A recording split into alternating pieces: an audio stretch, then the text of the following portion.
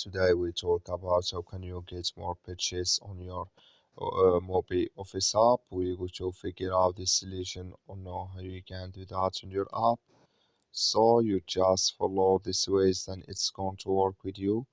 All you have to do in first, you just go here above this sign, click on it here. So then it's going to show for you a list like this here. It's going to show for you like this. Then you go down, you just click here on settings here, just click on it.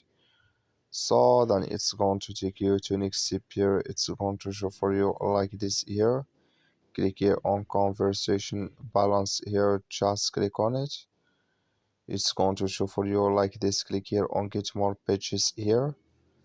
Then it's going to take you to this list here. Then here add your uh, continue to try. Then here click on this and add your card information here.